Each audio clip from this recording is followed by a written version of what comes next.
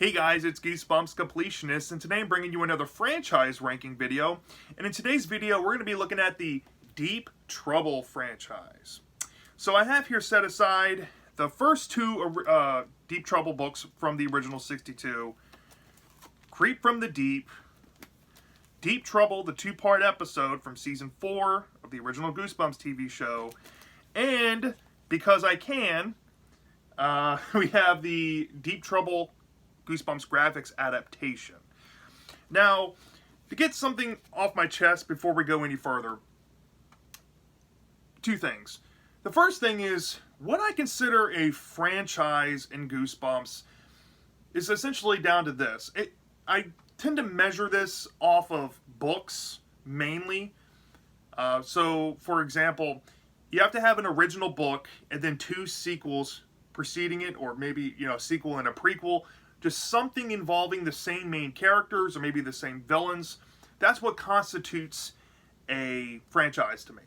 So, for example, you can look at something like the Haunted House game, which has 3 different versions of it, but it's still trying to be the Haunted House game, right? So we get into slippery slopes sometimes when we're talking about franchises, or when some people consider franchises. I consider Deep Trouble a franchise essentially for the 3 books, and that's how I generally roll. Okay, I don't think there's any other exceptions to the rule. So there's that first thing, and then the second thing is, in some franchise ranking videos, you will see episodes when they had episodes, and sometimes you'll see comic adaptations when they had comic adaptations, and so. If you're wondering why those are there, it's just because I like to do the whole shebang when I do these franchise ranking videos. If I can include those extra things, I try to. So, with that being said, I will be ranking the Deep Trouble franchise from worst to best. And now, some initial thoughts about Deep Trouble, the franchise. I'm going to be honest, as a kid, I read the original Deep Trouble one time. And after reading it, I was turned off from reading Deep Trouble 2.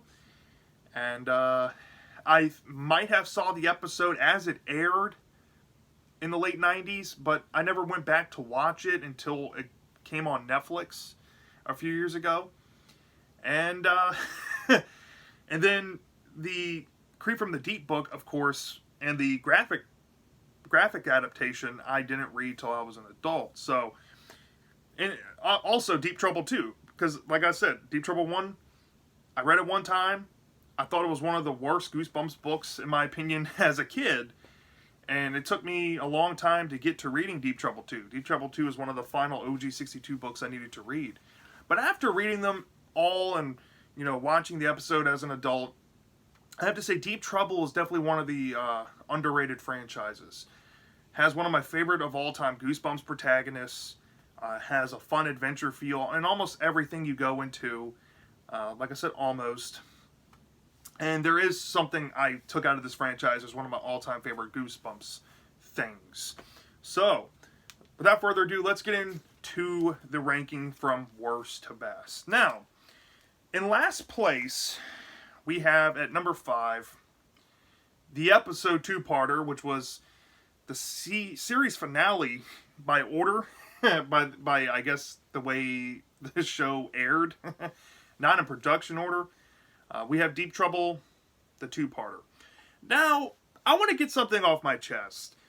As much as I rag on this episode, and as much as I probably peg it as one of my worst things I think have ever come out of Goosebumps, in terms of plot, it's kind of plotless, but it does have its things that it does better than the books. And it's very minute things, like the handling of Sheena and making Dr. Ritter a blend of Alexander and Dr. Ritter from Deep Trouble 1 and Deep Trouble 2 was kind of a cool thing. And I guess the island setting can be kind of fun as a shake-up to the Cassandra that we always get in the books. But other than that, this episode is just a weird melding of the first 2 Deep Trouble books. And while in terms of story, it's not the worst thing ever, where this episode, in my opinion, really just deserves all of the all the flack that I give it is just the presentation. From the music to the directing to the special effects, everything here is just bafflingly awful. There's also some questionable acting that kind of take it back for me with certain characters. Like Billy's actor is not the greatest actor ever. I was hoping that Billy would have like one of the best Goosebumps actors portraying him. And, you know, his treatment in the episode, you know, was supposed to be so Sheena can have more of an equal spotlight. And while I like that for Sheena, I feel like Billy's character really took the back seat. The story just, it doesn't really highlight plot all that much. Just a bunch of stuff happens. You know, the part one's kind of meandering. It's definitely the weaker part. And when you get to part two, arguably it's better, but that's where you get all the crappy special effects, or, you know, CGI at least. It looks terrible. And episodes have this visual medium that books just don't have, right? And with episodes, you have to kind of weigh the style and the substance almost equally, if not the style more. Because, you know, you have that visual medium presenting the story. The substance of the, you know, that's the plot and stuff. That can only get you so far. It's not the worst thing ever. I wouldn't peg it the worst, but it's one of the worst. I gave this thing like a 2 out of 5 stars. Not a fan of this. So yeah. Number 5 goes to the Deep Trouble episode. At number 4, we have the Goosebumps graphics adaptation. Now, this adaptation is pretty much on par with the original Deep Trouble book that it's adapting.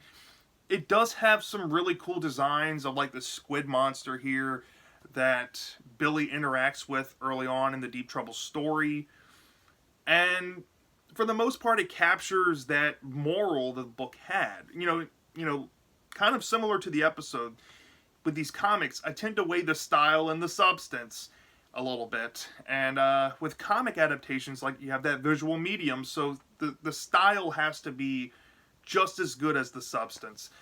The comics, the art style here is just not for me. I don't like the kiddish manga style that it was going for. If you ask me which story did it better with this manga style in this series, I've read Ghost Beach, and I think that style was a bit better. This looks just too cartoonish. Something that you would see out of like a Disney Adventures magazine back in the day, and like the comics portion of it, or like a Nickelodeon magazine. It's just not top quality comic art. Makes it feel kind of kiddish. And the biggest disappointment to me is that they had all the opportunity in the world to make Deep Trouble, the original, actually look scary. Maybe by making the mermaid look more vicious, or maybe having a different interpretation of what the book described the mermaid to be. And while it's accurate, I just feel like it just made it more kid-friendly. It made it even less scary. Just not the worst graphics adaptation. I think I gave this thing like a 3.5 out of 5. It's good, lower end of good. You know, with these graphics, I don't give precise numbers. I just go by 0.5 increments. A 3.5 for a graphics adaptation is probably the lowest good. But yeah, it's solid for the most part. Very faithful to the book. Does what it's supposed to. Has its moments, but not really for me. Okay, so that's number 4. At number 3, we have Deep Trouble 2, the book. Now, Deep Trouble 2, the book, I think is an overhated Goosebumps book. I see a lot of opinions all over the place about this story here. For one, I probably get the second most amount of scares in this little franchise here out of this book. It's a creature feature at its finest. If you're a fan of something like Awesome Ants, Deep Trouble 2 is essentially a Caribbean ocean version of that. It's a wild one with a lot of, you know, giant monsters and close encounters. I get, you know, a lot of personal scares out of this because I have specific fears, like thalassophobia, fear of like deep ocean and deep water, and I have a fear of ocean monsters and stuff. That stuff really bothers me. And this story kind of, just captures that. The pace, it's a bit rushed, and that's one of its negatives. It just barrels through the book without taking any time to pause organically. A lot of the stuff feels sudden, like the introduction of the main villain, Dr. Ritter. Dr. Ritter's not the greatest villain at all. He's kind of sucky. The twist at the end really just, it's kind of, silly and dumb. But it has its fun moment. It's a fun little creature feature book. It's not perfect by any means. It's clearly flawed. I think I gave this thing a 3.7 out of 5.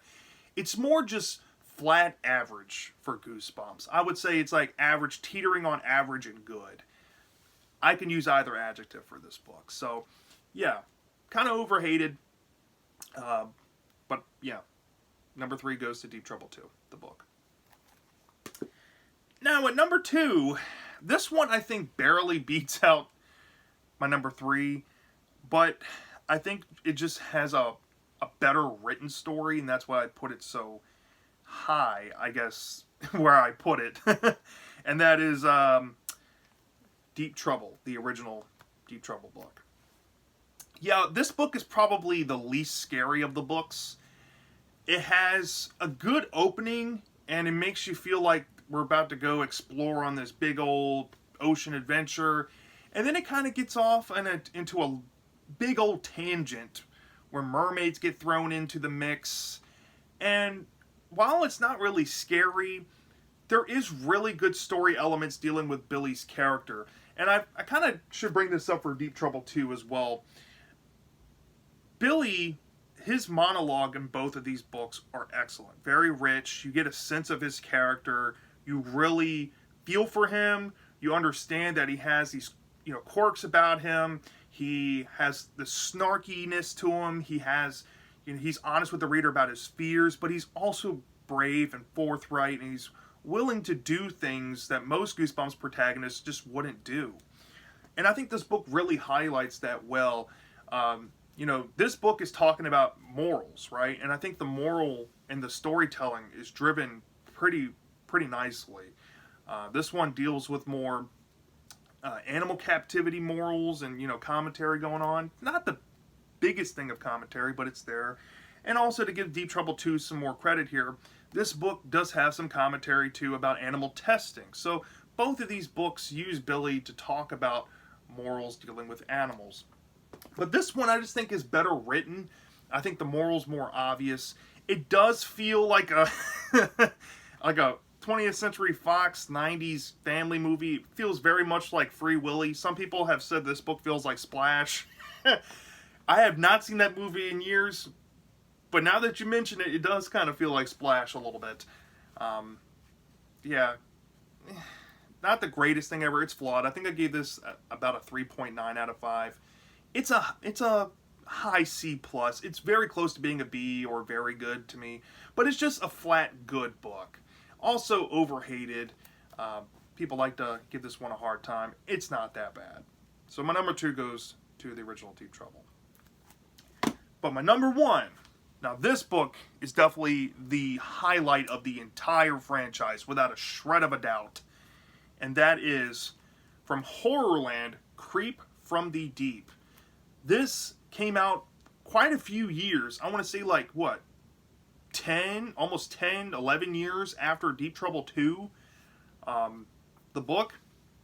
And this was like the second book in the Horrorland series. And at the time of making this video, I have not finished the Horrorland series. But this book, for it being, I'm only talking about the main story in this ranking here. I'm not talking about the inter-Horrorland segment. That's a whole different thing in my opinion. But the 100-page story here, from start to finish, is the best idea ever in the whole franchise. Not only do you still get the textbook Billy with a great rich monologue and that great personality of his and the great action he's capable of, but you also get more of Sheena, kind of reminiscent to the Deep Trouble episode. Sheena's definitely more of a player in this story, and this story is creepy. Like Deep Trouble 2 was a creature feature type of book, right? It was meant to be that. The original Deep Trouble was meant to be a moral story, and it's good at what it does. This one is just trying to be spooky and scary. This one deals with like ghost pirates and diving down deep into the water, actually exploring the ocean. This stuff gets to me so bad. My thalassophobia acts up so bad reading this book. And there's some gory, just out there stuff in this book that's genuinely shocking. There's some stuff in this book that I am shocked made it into a Goosebumps book. And it's great. From, like I said, from start to finish, this is fantastic. And it's always good to see, you know, these characters. These characters like Sheena, Billy, even Dr. Deep, who I haven't even brought up, but Dr. Deep, he's a proactive parent in like pretty much all of these. You can go into any one of these, right? You can go into any one of these, and Dr. Deep is definitely one of the most proactive guardians or parents in Goosebumps. He's great. And Creep from the Deep just has that perfect storm. I think this is easily the best idea from the Deep Trouble franchise. And honestly, I don't think we need another Deep Trouble book. I think if you ended here and ended on a super high note, that's the way to go out. Don't make any more. But yeah, so my number one goes to Creep from the Deep. I gave this thing a 5 out of 5. This is virtually a flawless Goosebumps story, in my opinion. So yeah, that's my thoughts on the Deep Trouble franchise. Let me know down in the comment section down below. What's your least favorite thing in the Deep Trouble franchise? What's your favorite? If you want to list off the order of things that you prefer, be my guest. And yeah, let me know, and I'll see you next time.